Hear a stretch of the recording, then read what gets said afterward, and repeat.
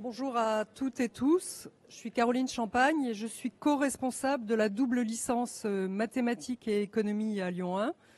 Donc, je suis responsable de la partie économie qui se déroule à l'Institut de sciences et finances de l'assurance à Gerland. Et mon collègue Lorenzo Brandolez, qui n'a pas pu venir, qui s'occupe donc de la partie mathématiques, donc du département de mathématiques de Lyon 1.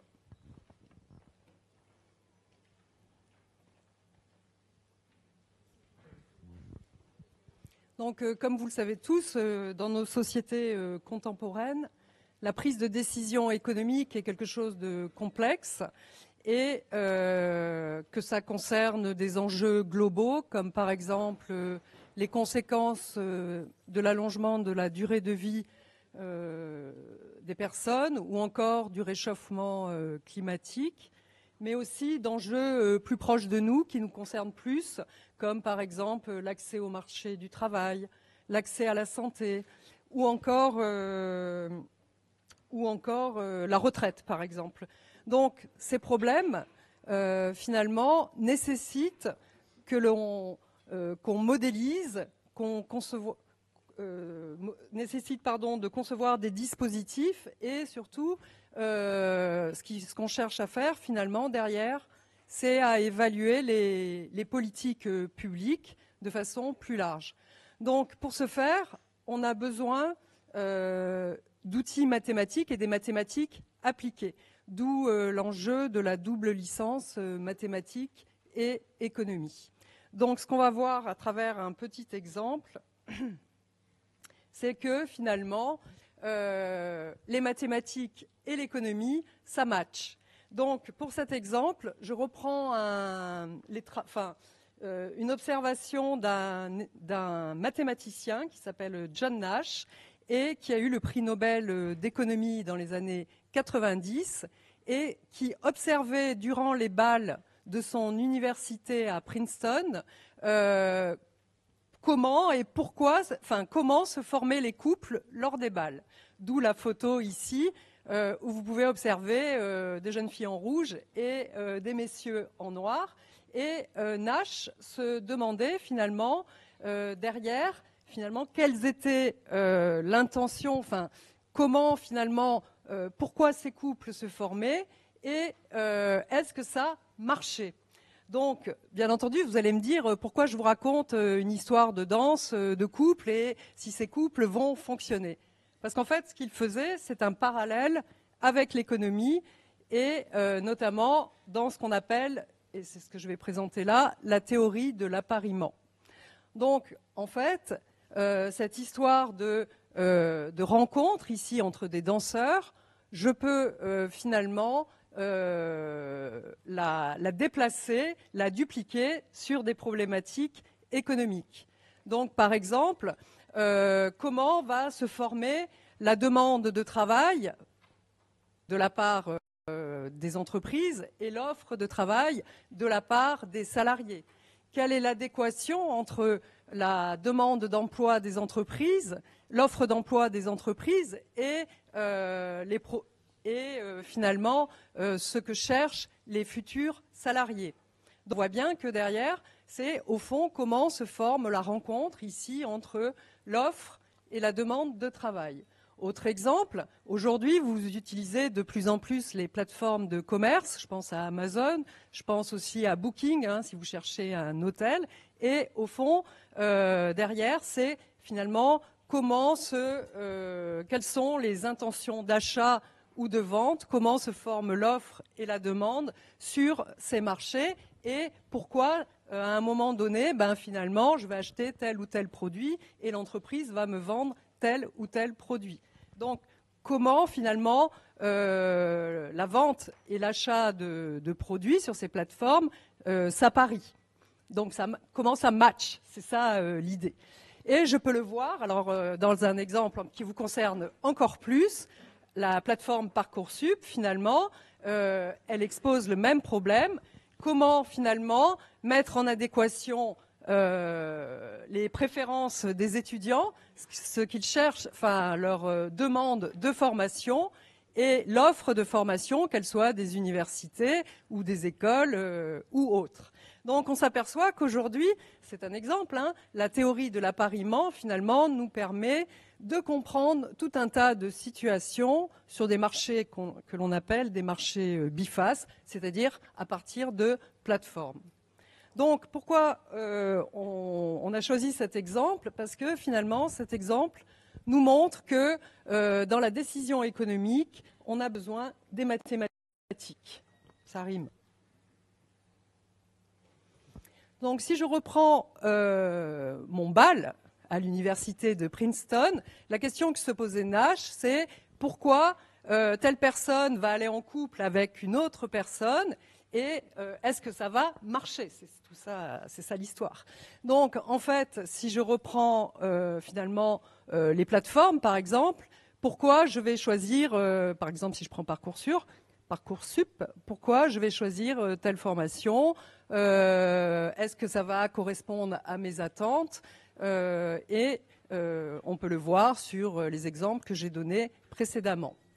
Donc on s'aperçoit que dans les intentions ou dans les choix des consommateurs ou des entreprises ou des offreurs de formation ou des offreurs, par exemple, d'hôtels sur Booking, on s'aperçoit que, bien entendu, les choix vont se faire à partir des préférences. Et ces préférences, finalement, elles vont se baser sur des caractéristiques. Donc, par exemple, je préférerais ce danseur ou cette danseuse parce qu'elle est plus jeune, plus vieille, elle a les cheveux noirs, blancs, etc. Donc, on voit bien que le choix va dépendre de chacun, va dépendre de certaines caractéristiques qui vont représenter nos préférences, mais aussi du comportement des différents acteurs qui seront sur le marché considérés. Donc, dans ce cas, on va utiliser les outils de la microéconomie ou de la théorie des jeux qui vont nous permettre de caractériser finalement les préférences des offreurs ou encore des vendeurs. Mais bien entendu, quand je fais un choix dans l'histoire du BAL, je ne connais pas la personne, donc je suis en incertitude et il y a toujours un risque. Est-ce que le produit que je vais acheter sur Amazon, finalement, sera de bonne qualité? Est-ce qu'il va correspondre à mes attentes? Donc, bien entendu, qui dit incertitude, dit risque, dit finalement utilisation des probabilités pour finalement contextualiser, on va dire, ces situations. Donc on s'aperçoit que les outils mathématiques vont nous être fort utiles. Bien entendu, dans la vraie vie, il n'y a pas que 8 personnes. Et quand je prends une plateforme de vente, c'est des milliers de consommateurs et d'offreurs, hein, d'entreprises qui vont vendre des produits. Et je dois faire appel pour traiter ces données, pour modéliser encore à des outils mathématiques comme les statistiques ou encore l'économétrie. Et derrière, je vais finalement je vais sélectionner finalement les variables pertinentes qui vont me permettre d'identifier les décisions. Donc, les statistiques, l'économétrie sont finalement des concepts mathématiques qui vont me permettre finalement de modéliser et de sélectionner donc les variables dans l'explication de problèmes économiques. Enfin, la modélisation, c'est bien, il faut aussi proposer des solutions. Donc derrière tout ça, on va bien entendu traiter les données, puisqu'en général sur ces marchés, hein, dans l'exemple que je prends, on a énormément de données, donc on va utiliser des algorithmes. Donc on va faire un peu d'informatique par la même occasion. Et l'objectif, bien sûr, c'est de trouver finalement l'appariement optimal, c'est-à-dire le meilleur matching, donc par exemple pour les danseurs, mais pour l'offre de formation et les étudiants, ou encore pour l'hôtel et le client.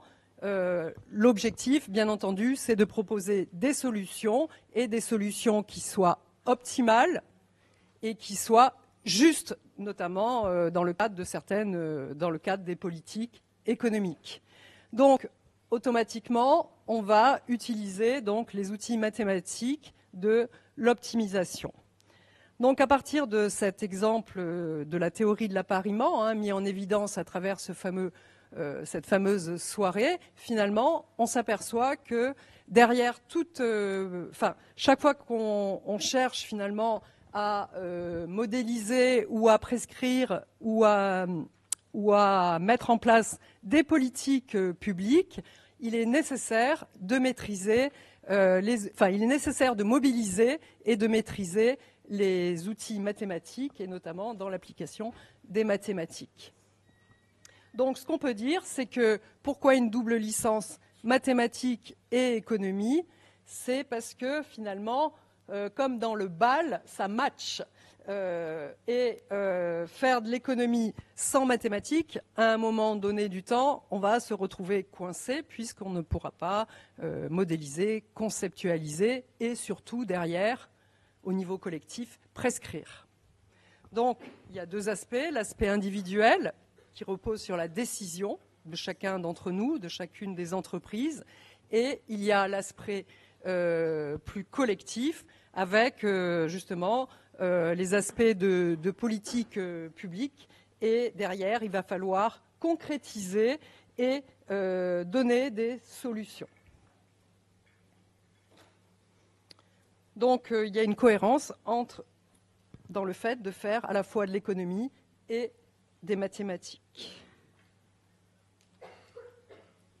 Donc, la double licence mathématiques et économie a ouvert l'année dernière. Donc, on est à la deuxième promotion. Donc, il y a 50 places. Donc, à partir des dossiers sur Parcoursup. Mais il est possible aussi d'intégrer la double licence sur la plateforme, encore une fois une plateforme e-candidat, en deuxième ou en troisième année.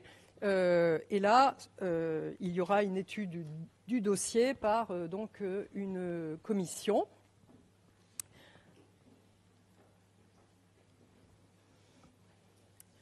Donc, à qui s'adresse la double licence mathématiques et économie ? Elle s'adresse à des étudiants qui ont fait la spécialité mathématiques ou l'équivalent. Donc, pourquoi ? Parce que, comme son nom l'indique, c'est non seulement une licence d'économie où on va mobiliser les outils mathématiques, mais c'est aussi une vraie licence de mathématiques avec ce que ça comporte. Donc, quelqu'un qui n'a pas fait de mathématiques, je lui déconseille fortement de faire cette double licence. Et l'idée, c'est d'avoir quand même fait la spécialité mathématiques ou l'option mathématiques expert en plus. Il n'est pas nécessaire d'avoir suivi des cours d'économie en terminale, en spécialité de baccalauréat, pardon.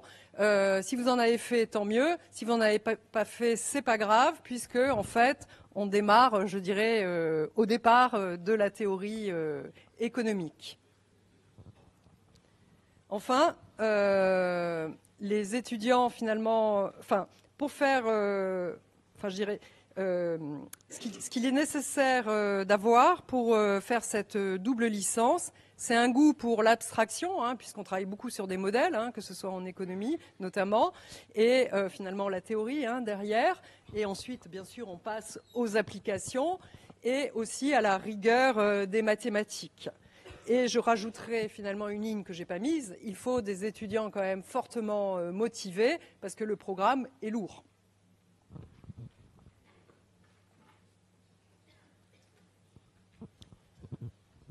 Donc la différence avec la licence simple, c'est que, comme ça s'affiche ici, vous allez avoir 207 crédits contre 180.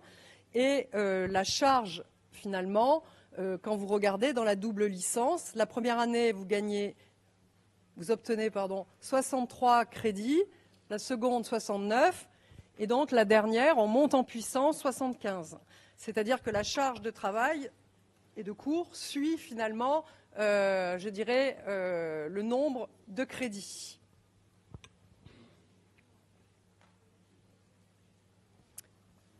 Donc ici, sur cette diapo et la diapo suivante, je vous indique donc le contenu de la première année. Donc en première année, comme vous pouvez le voir, je me dépêche. Excusez-moi. Vous le retrouverez sur le site. Et donc on voit qu'on fait des maths, de l'informatique et de l'économie, un peu de sport et d'anglais. Et ce qu'on peut dire, c'est que au niveau des métiers, finalement, à partir de là, on peut finalement intégrer tout un tas de secteurs d'activité, que ce soit l'assurance, les banques ou encore tout ce qui est santé. Et les métiers accessibles, vous pouvez les retrouver sur le site de la double licence, économètre, statisticien, actuaire. Voilà.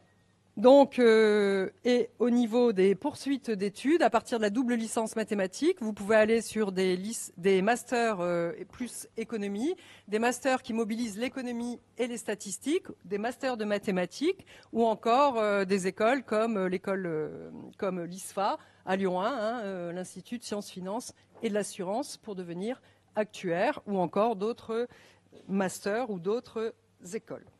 Voilà, merci beaucoup.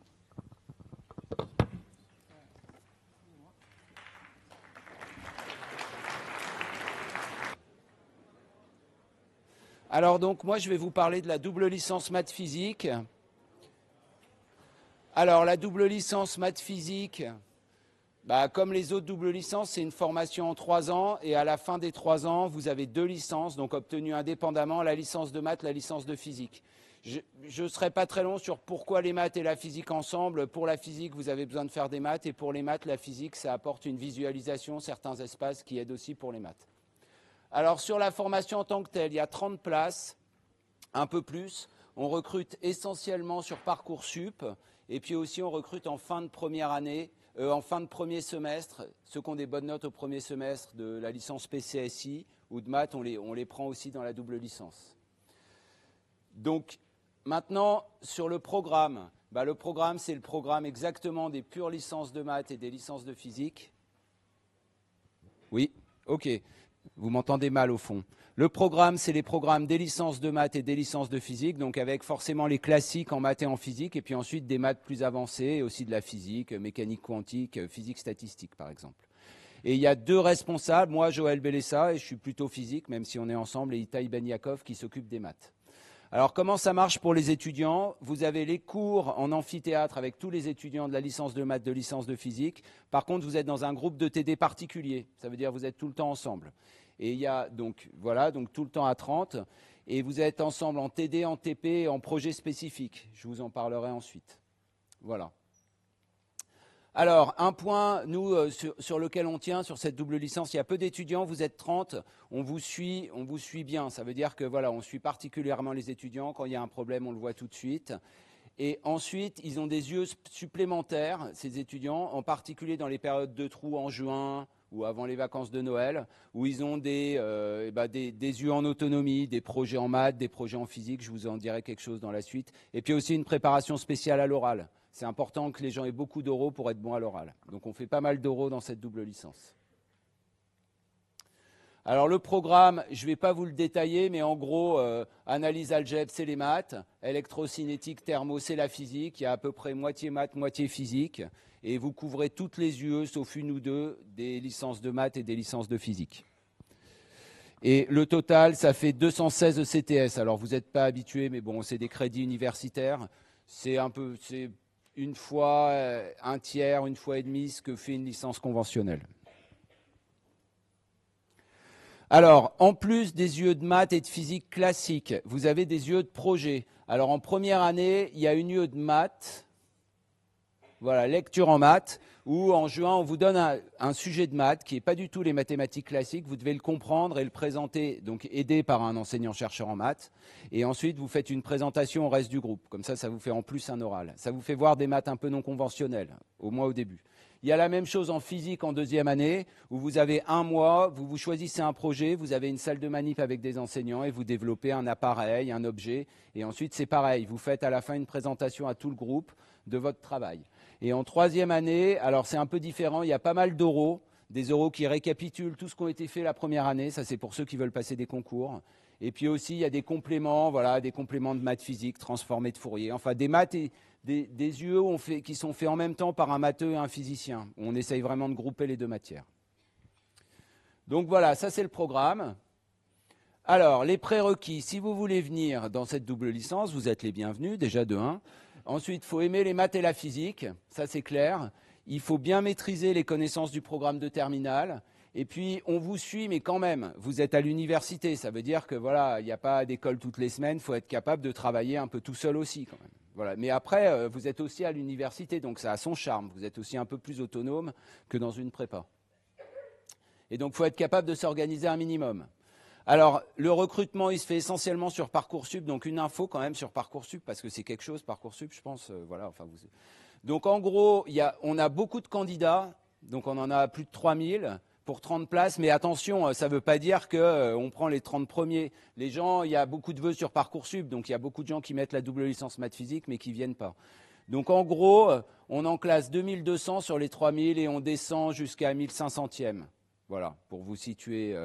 et pour vous situer à peu près un niveau. Donc voilà, le seul point, le seul inconvénient qu'on a sur Parcoursup, c'est que c'est lent. Parce qu'on prend par bloc de 30, les gens refusent, puis le bloc de 30 d'après, etc., etc. Donc voilà, donc si vous avez en moyenne, alors je ne vais pas vous donner des notes là comme ça, mais voilà, si Parcoursup vous dit que c'est bon, avec votre classement, voilà, c'est que c'est bon. Il faut être juste un peu patient, c'est normal, ça va doucement, c'est comme ça. C'est un inconvénient, on n'arrive pas à faire quelque chose contre ça, quoi. Voilà, donc en gros, on descend en gros jusqu'à 1600e et il y a du temps d'attente. On s'excuse, mais on n'y peut rien. Alors sur l'examen des dossiers, il faut avoir pris, enfin on donne une priorité aux gens qui ont pris spécialité maths, spécialité physique. Spécialité maths, spécialité physique. Si vous avez pris maths expert, c'est bien. Voilà, si vous ne l'avez pas, vous ne l'avez pas. Mais si vous l'avez, c'est bien. On regarde en gros les notes en maths et en physique, on va faire court. On regarde les notes en maths et en physique, un tout petit peu en français, un tout petit peu en anglais. Mais essentiellement, c'est les maths et la physique. On regarde aussi un petit peu la lettre de motivation, mais c'est pareil, un truc court et suffisant. Vous avez envie de venir, pourquoi, qu'est-ce que vous voulez faire? Alors maintenant, des résultats, ça veut dire là, elle existe depuis 4 ans, donc on a eu la première promo qui a fini l'année dernière. Donc qu'est-ce qu'ont fait les gens après? Alors, donc déjà, ah oui, une chose quand même sur le pendant, on essaye, c'est une formation universitaire, ça veut dire que renforcée, ça veut dire que c'est plus dur, mais si jamais vous n'y arrivez pas, je parle aux étudiants là, pas aux parents, si vous n'y arrivez pas, eh ben souvent vous pouvez basculer en licence de maths simple ou de physique simple sans perdre d'année. Si vous ne le sentez pas, si c'est ton travail, voilà, généralement les gens basculent, ça on s'occupe de vous, on vous aide. Voilà, ça c'est le point 1. Donc un certain nombre d'étudiants le font. Alors quelques résultats donc. En fin de L2, on a 1 ou 2 étudiants qui sont pris en étudiant normalien à l'ENS, Lyon. On en a qui partent ailleurs. Alors il y en a qui partent au magistère d'Orsay. C'est des bonnes formations universitaires, ça. Voilà. Et en troisième année, alors on n'a qu'une troisième année, donc voilà. Ils ont été essentiellement dans des masters de maths et de physique, mais il y en a quelques-uns qui ont voulu faire ingénieur. Et donc on en a un qui a été à Centrale Supélec, pardon, donc normal, ça c'est une bonne école pour info. Une à Supaéro et un à Polytech, je ne sais plus, Toulouse, je crois. Enfin voilà. Donc il y en a qui vont faire ingénieur, l'essentiel vont faire des masters. Voilà, je crois que j'ai fini. Tiens, j'ai sauté des diapos. Non. Et ben voilà. Donc en gros, le point essentiel de la double licence, si vous voulez, c'est vraiment qu'il faut aimer les maths et la physique. Nous, en échange de votre travail des étudiants, eh ben on assure du suivi. Ça veut dire qu'on vous aide. Si ça ne va pas, on regarde. Si vous voulez, on aide les étudiants dans leur choix. Ceux qui ont fait des écoles d'ingénieurs, on les aide dans les lettres de motivation, etc. Voilà. Donc en gros, il faut travailler plus. Mais par contre, vous avez plus de suivi en échange. Voilà. Je vous remercie.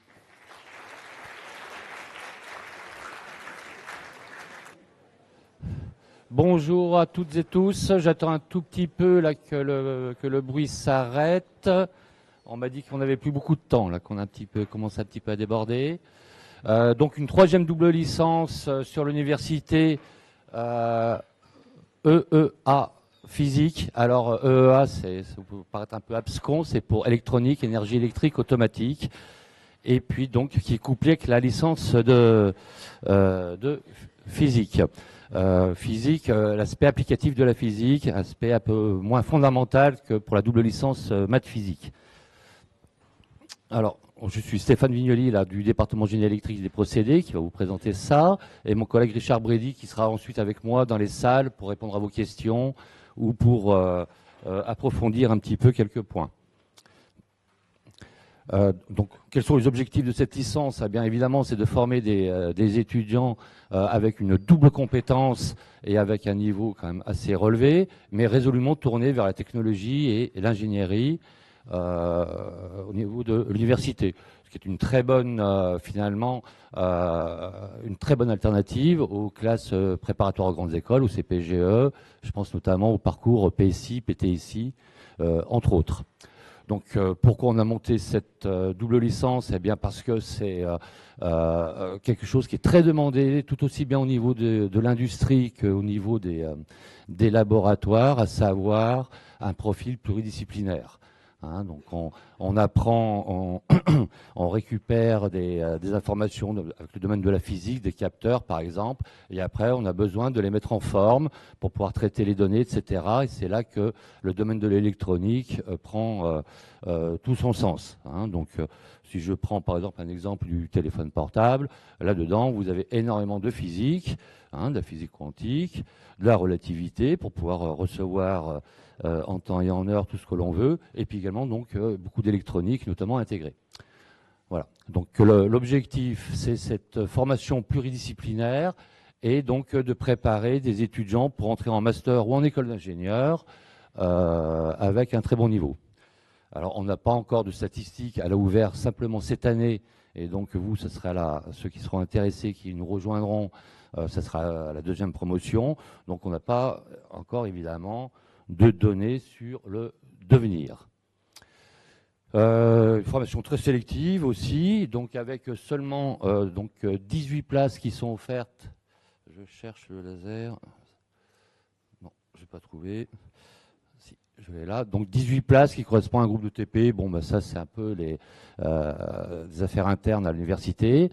Candidature via Parcoursup. On sera très vigilant, bien évidemment, aux notes, et notamment maths, physique.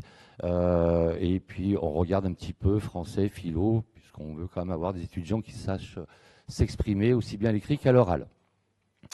Comme l'ont dit mes collègues aussi déjà. Hop là, pardon. Je reviens. Voilà, donc des qualités attendues, des qualités d'autonomie, d'organisation, et puis également de pouvoir travailler d'une manière assez soutenue pendant assez longtemps, puisqu'on va le voir que là aussi, le volume est assez important. Un recrutement L2 dont on va s'occuper cette année, cette fois-ci se fera par e-candidat, mais bon, vous n'êtes pas concernés a priori ici. Donc un petit retour de l'année dernière, on a eu peu de candidatures puisque c'était la première année, donc peut-être encore très très visible. 320 candidatures a priori, approximativement, pardon, je veux dire, 170 de retenues. Là aussi, comme le disait mon collègue là, de maths physique, il faut être patient avec Parcoursup, pas perdre courage, mais nous on n'a pas la possibilité d'accélérer les choses, malheureusement. Important, c'est souligné en rouge, pas d'autocensure. Donc, si vous avez des notes absolument qui sont bien correctes et puis une bonne motivation, une capacité de travail, il faut postuler. Contenu, organisation de la formation. Donc déjà, double licence au lieu de 180 crédits. Bon, mais ça, c'est un petit peu obscur pour vous pour l'instant, mais vous comprendrez vite si vous venez à l'université. Il y aura 210 crédits, donc sur les 3 années, 20 à 30% de travail supplémentaire par an. Ce qui est considérable, avec une montée en puissance progressive, donc 60, 72, 78 ECTS au niveau des 3 années. Bien évidemment, si la marche est un petit peu trop haute et puis qu'il faut reverser sur une licence classique, c'est possible. Hop là. C'est possible, entre la L1 et la L2, et la L2 et la L3, de revenir sur une licence classique, EEA, donc électronique, etc., ou physique, sans aucun problème. En L3, on propose également d'ailleurs un stage en laboratoire et en industrie, ce qui fait augmenter pas mal le nombre de crédits. Je vais un petit peu vite hein, parce qu'il faut que. Mais on peut se voir donc après dans les salles de rencontre là-haut. Donc le programme, eh bien, le code couleur c'est le suivant. Hein. Donc en orange, c'est toutes les enseignements qui ont trait au domaine de l'EA. Et en bleu, tous les domaines de la physique. Donc vous voyez que c'est à peu près équilibré. Et tous les domaines de l'EA et de la physique sont balayés avec, comme je vous le disais, quand même, au niveau de la physique, plutôt la physique applicative. Donc, enseignement classique à l'université, hein, des cours magistraux en amphithéâtre, comme celui-ci, des TD, des TP, et le groupe qui est constitué avec cette promotion reste en permanence ensemble, en TD et en TP, et en projet. Il y aura pas mal d'enseignements également en autonomie. Ah, ben, je m'en sors pas avec ce truc. Donc, enseignement en autonomie, donc des TP sous forme de projet. Un fort suivi individuel, hein, comme la promotion est relativement faible, on montera peut-être en puissance dans les années à venir, mais on va rester pour l'instant à 18. On peut vraiment s'occuper très sérieusement des étudiants et puis tirer les sonnettes d'alarme si ça ne va pas, etc., etc. Et tous les enseignants-chercheurs donc, qui interviennent dans cette formation sont très très investis dans la pédagogie, mais également dans les laboratoires et amènent toute leur expertise. Poursuite d'études, bien évidemment. La licence, ce type de licence n'a pas vocation à envoyer les jeunes sur le marché du travail. Et on complète ça donc par des masters, soit dans le domaine de l'EA, soit dans le domaine de la physique, dans les domaines applicatifs. Il y a une très très grande variété, aussi bien à Lyon que sur le territoire. Et évidemment, des écoles d'ingénieurs. Bon, d'ici quelques années, on aura un peu un retour sur le devenir de nos étudiants de double licence. Les débouchés à bac plus 5, donc ça c'est encore après la licence, eh bien donc le doctorat en milieu académique ou industriel, ingénieur, etc. Et également donc tout un tas de débouchés de secteurs d'activité qui couvrent en fait tous les domaines de l'industrie qu'on peut rencontrer en France. Hein, notamment donc dans le domaine de l'électronique, où maintenant en Europe on cherche à retrouver une souveraineté dans ces domaines, comme vous avez dû en entendre parler dans les actualités. J'arrive peut-être à la fin, il faut que je laisse du temps à mon collègue de SVT. Bon, les contacts questions, donc on peut se retrouver là-haut si vous avez un petit peu plus de questions. Vous allez me retrouver moi, puis mon collègue Richard Brady de la physique. Il y a également, mais ça vous devez l'avoir sur les papiers, je pense, le lien pour regarder d'un petit peu plus près le contenu de cette double formation. Hein. Donc voilà, une double licence, vous repartez après 3 années avec 2 licences, ce qui vous ouvre un champ très large de possibilités au niveau des masters et également des écoles d'ingénieurs. J'en ai terminé, il me semble, à moins que j'ai un truc qui se cache. Non, c'est la fin. Je vais pouvoir passer la parole à mon collègue, il va avoir très peu de temps. Voilà, bonjour à toutes et à tous. Donc on commence la présentation sans transition, faute de temps. Donc nous avons le plaisir, donc Christelle Lopez, Philippe Malbos, moi-même, de vous présenter donc une nouvelle double licence qui ouvre à l'université Claude Bernard cette année, disponible donc par accès Parcoursup cette année. Donc ce double diplôme répond à une demande croissante d'étudiants qui ont à la fois une appétence sur les questions de sciences de la vie, mais également sur les sciences plus formelles, comme les mathématiques. Il s'agit donc d'une formation qui répond au niveau des débouchés à donc une situation où les mathématiques sont de plus en plus présentes dans les sciences de la vie.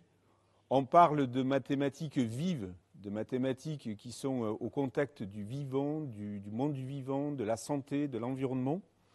Avec des domaines de la science de la vie où il y a de plus en plus de mathématiques, la bioinformatique, la génétique, l'évolution, l'écologie, toutes les neurosciences, la phylogénie, l'immunologie, l'oncologie, l'épidémiologie. Et ça nous mène également aux filières de santé où aujourd'hui, en santé publique, en oncologie, en neurologie, nous avons besoin d'experts mathématiciens qui connaissent à la fois les méthodes mathématiques, les méthodes formelles, mais également connaissent les fondamentaux sur les briques du vivant. Il y a également un besoin croissant de mathématiciens dans ce qu'on appelle les domaines de transition, les transitions environnementales, les biotechnologies, tout ce qui est également autour du développement durable. Alors, il s'agit d'une formation qui est bidisciplinaire, conduisant à la délivrance de 2 diplômes, un diplôme de licence de mathématiques et un diplôme de sciences de la vie. Il s'agit à la fois d'acquérir des compétences et des connaissances fondamentales à l'interface des mathématiques et des sciences de la vie, mais également de développer des compétences méthodologiques à la fois sur les aspects pratiques et sur les aspects théoriques. Alors, l'environnement pédagogique est un environnement pédagogique qui est totalement pluridisciplinaire. Alors, une formation, on pourrait dire, à taille humaine, 35 étudiants, avec un accompagnement, un suivi personnalisé. Les étudiants sont regroupés au sein d'un même groupe de 35 étudiants pour suivre les travaux dirigés, les travaux pratiques informatiques, les travaux pratiques de biologie. Et les étudiants vont rejoindre l'amphithéâtre des mathématiciens pour suivre les cours magistraux de mathématiques et les amphithéâtres de biologistes pour suivre les cours de biologie. Donc c'est de l'acquisition de bases solides dans les 2 disciplines avec cette équipe pédagogique pluridisciplinaire et une spécialisation qui est progressive en fonction du projet de l'étudiant.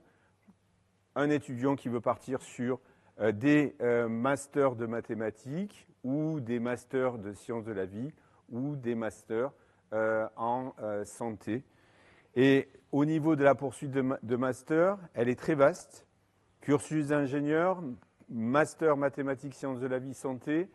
Donc en master sciences de la vie, cette double licence ouvre à toutes les filières de master sciences de la vie, en santé publique, en cancérologie, en neurosciences, mais également en master de mathématiques, avec les mathématiques fondamentales, pour aller vers des cursus de recherche académique ou des cursus de mathématiques générales pour passer l'agrégation pour l'enseignement des mathématiques au collège ou au lycée, ou encore des mathématiques appliquées pour partir dans des filières de mathématiques appliquées. Alors, en ce qui concerne l'accès à la formation, donc évidemment, il faut être titulaire d'un baccalauréat général et donc on demande d'avoir les 2 spécialités scientifiques, d'avoir au moins la spécialité maths obligatoire en terminale. L'option maths expert est un plus, c'est pas forcément nécessaire, et on demande d'avoir suivi la spécialité sciences de la vie et de la terre au moins jusqu'en première. On a un accès également possible entre la L2 et la L3, mais on verra ça par la suite puisque cette année, ça n'ouvre que pour la L1. Donc c'est une formation sur 3 ans qui va se baser donc sur les UE disciplinaires, des licences fondamentales de mathématiques et de sciences de la vie, avec une possibilité de rejoindre évidemment les 2 licences de la même manière que maths physique, c'est-à-dire qu'un étudiant qui aurait trop de difficultés à suivre la double licence pourrait se réorienter soit en licence de mathématiques, soit en licence de sciences de la vie au cours de la formation. Donc les étudiants ils seront regroupés dans un même groupe de TD. Alors la particularité c'est qu'en première année, donc en L1, ils vont tous suivre exactement la même chose, que ce soit en mathématiques et en sciences de la vie. Par contre, la spécialisation, elle va commencer à se faire en L2 pour le côté sciences de la vie et elle va se poursuivre en L3. Alors qu'en mathématiques, ils vont avoir un L2 encore commun, ils vont suivre tous exactement les mêmes UE de mathématiques et la spécialisation va venir en 3e année. Alors à ces UE disciplinaires, à ces enseignements disciplinaires de mathématiques et de sciences de la vie, vont être couplés des enseignements spécifiques à la double licence, de manière à faire de l'interface réelle entre les mathématiques et les sciences de la vie. Donc avec des enseignements qui seront faits, donc il y aura 5 enseignements spécifiques tout au long de la licence, des 3 années de licence, et ce sera aussi surtout l'occasion d'introduire des notions d'informatique et de programmation informatique, notamment dans différents langages, pour permettre aux étudiants de partir sur un problème biologique, de le formaliser avec l'outil mathématique adapté et de l'implémenter sous forme informatique pour l'interpréter, etc. Et puis, adossé à ça, il y aura aussi des projets, un en fin de 2e année et un en fin de 3e année, donc des projets interdisciplinaires, donc des sciences de la vie et des mathématiques. Donc ça, c'est juste une vision un peu pour vous montrer ce qu'on va faire. Donc du côté mathématique, les étudiants, ils suivent toutes ces yeux-là communes en première année. En 2e année, c'est aussi commun. Et puis en 3e année, vous commencez à avoir une spécialisation. Donc vous avez un tronc commun d'enseignement de mathématiques pour tout le monde. Et puis pour les étudiants qui voudraient continuer dans un master de mathématiques, ils devront délaisser un petit peu la biologie pour faire un petit peu plus de maths. Et puis ceux qui voudraient partir en mathématiques appliquées se contenteront du tronc commun de mathématiques. En sciences de la vie, c'est un petit peu plus compliqué parce que la science de la vie, c'est beaucoup plus diversifié que les mathématiques. Donc la première année est commune, c'est-à-dire que les étudiants ils voient les 4 UE majeurs des sciences de la vie, donc de la génétique, de la diversité du vivant, de la biologie cellulaire et de la biochimie. Donc ça, c'est le tronc commun que tous les étudiants de première année vont suivre pour le côté sciences de la vie. En 2e année, ils vont commencer à se spécialiser au même titre que les étudiants de la licence de sciences de la vie classique, où les étudiants ils doivent choisir s'ils s'orientent plutôt sur des aspects cellulaires, génétiques, neurosciences, physiologie, s'ils veulent plutôt faire de l'écologie, de l'environnement, de la biologie des organismes, ou s'ils veulent plutôt faire de la biochimie. Et puis cette spécialisation, au même titre que les étudiants de la licence de biologie classique, ils continuent leur spécialisation et ça, ce sera en fonction du coup du master qu'il voudra faire à l'issue de cette double licence s'il choisit de faire un master côté sciences de la vie. Donc ça, c'est la même chose mais en un peu plus détaillé, mais on en pourra en reparler plus tard sur les enseignements qui sont dispensés. L'idée étant de vous montrer qu'un étudiant, au même titre que la licence classique de sciences de la vie, s'il souhaite faire des mathématiques appliquées, par exemple, aux neurosciences, eh bien, il pourra suivre les UE disciplinaires de cette licence de neurosciences, au même titre que les autres. Juste sur les règles de progression, donc chaque année est découpée en 3 blocs. Un bloc qui correspond aux maths, un bloc qui correspond aux sciences de la vie et un bloc de transversal. Donc ça, c'est commun pour tout le monde. Et donc, il faut valider chacun des blocs pour passer aux années supérieures. Il n'y a pas de compensation entre les blocs. Et puis, on a une réorientation possible, c'est-à-dire qu'un étudiant qui ne voudrait pas continuer en double licence, s'il veut continuer en licence de sciences de la vie classique, il faut évidemment qu'il ait validé le bloc de sciences de la vie. Donc voilà un petit peu pour la progression. Donc voilà, si vous avez des questions, on sera dans la salle aussi après. On vous a mis les mails ici et puis on vous remercie pour votre attention.